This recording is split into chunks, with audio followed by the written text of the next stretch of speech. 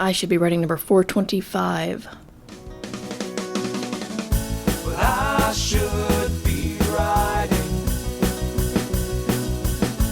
I should be working on my craft. I should be writing. I should be submitting my next draft. But I'm sitting home watching Doctor Who. Hi there, welcome to I Should Be Writing, the podcast for wannabe fiction writers. I'm your host, Mur. And it finally happened. I started in late August, and I had managed to get an episode out every weekday. And then yesterday, circumstances came up to where it was like 12 o'clock at night. I was exhausted. I was sitting in bed, and I remembered I didn't make an episode. So I'm sorry about that. That was highly disappointing for me. And the stuff that happened was not stuff that's interesting to talk about or an exciting story, even a tragic story. It's just crap comes up in your everyday life. But it is currently 7 o'clock in the morning. I have my coffee, and I'm going to record early, by gum. My goal is to record 2 to catch up, but I don't know if I'm going to be able to come up with 2 good ideas to talk about. And knowing me, if I did, I'd just put them in one episode. So we'll see. We'll see if I can catch up. We'll see if I can continue past this. It's all up in the air. So yesterday I was thinking about character, and a lot of thing new writers do is they create characters that they love, and then because they love them, they don't want to put them in hard situations. They'll put them in easy situations that are easy to fix. Helicopter parenting their characters, essentially. And this isn't good for the reader, because it's boring. They're not reading your book to hear how your character deals with the dog that pooped on the walk and they forgot a bag, pick it up. Unless, of course, that's the kind of conflict that leads to another conflict that leads to another conflict. And the way someone told it to me a while ago was, you put your characters in difficult situations because you want them to shine. You want to show everybody how they get out of it. On the other hand, this does not work for tragedies. So I'm not sure I think maybe with tragedies you want to show you want to show the readers how futile it is to punch the tide coming in or something. But even then, you don't want the enemy army to be invading and your character's biggest problem to be the fact that they didn't bring along a poop bag. You need to give conflict that people care about, get excited about, get worried about. How are they going to get out of this? Even if they know what the ending's going to be.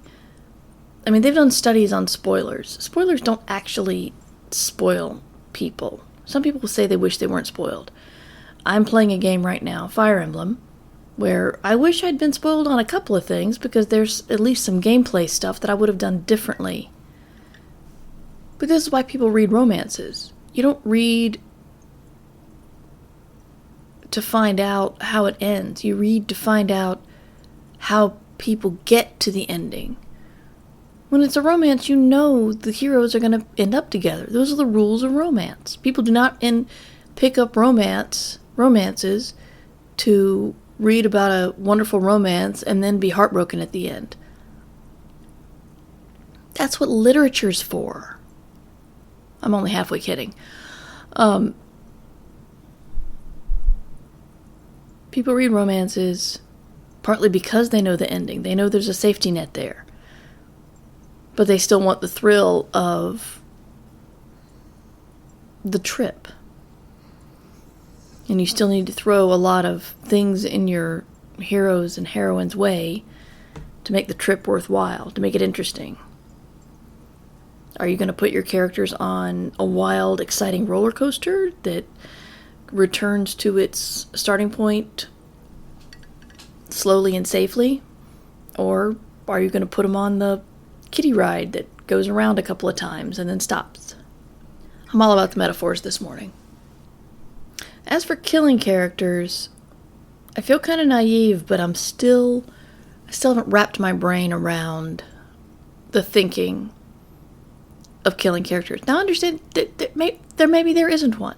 Maybe it's not something you need to think about. You just put it in when it feels right. Sometimes it's like if someone betrays you horribly and then wants to be redeemed, about all they can do to be redeemed is to sacrifice themselves. Then there's the shock value to indicate that no one is safe. I think that was what was behind Wash's death in Serenity. Suddenly I'm remembering the fact that Evo Terra spoiled Serenity soon after it came out and pissed a lot of people off. But that was like over a decade ago, so I think I'm pretty safe mentioning the Wash dies.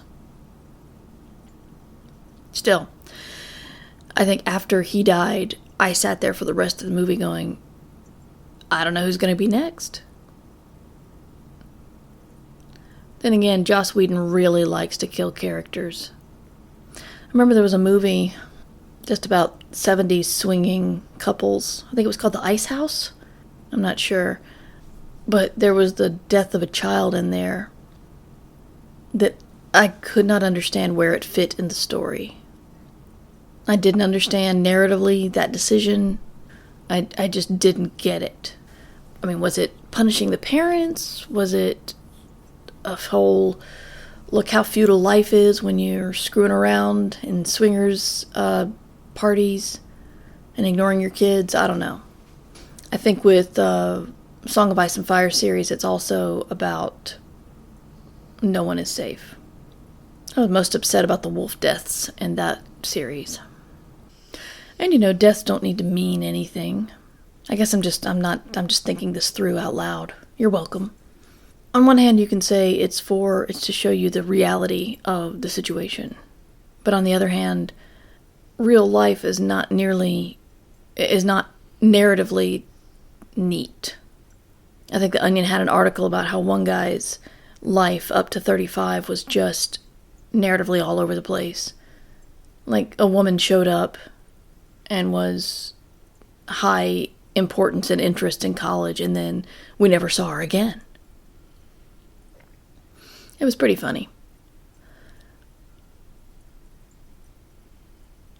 So that's when you don't want life to mirror, art to mirror life, because life has no rhyme or reason or why people do things.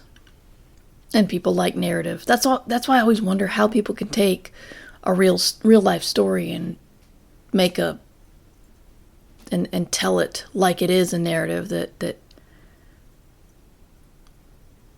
builds and has proper peaks and valleys and then has a climax and then a denouement, because you wonder, like, what'd they do the next day? And that's why people have to take a little bit of creative liberty with real stories, because real life is just not that neat. One more thing about character deaths. There's unfortunate tropes about minorities and marginalized groups. Gay characters can't be happy. If they ever do find love, they'll die soon after. The black characters are almost the first to go. They hung a lantern on that, and it still happens. It's like it's a joke now, but they're still killing off the black characters. And that's just it's not good. So if you find yourself killing off characters, take a look at who they are and ask yourself if you change their sexuality or you change their race, if you'd still feel okay killing them. But don't fall into the tropes that marginalized groups are really sick of reading.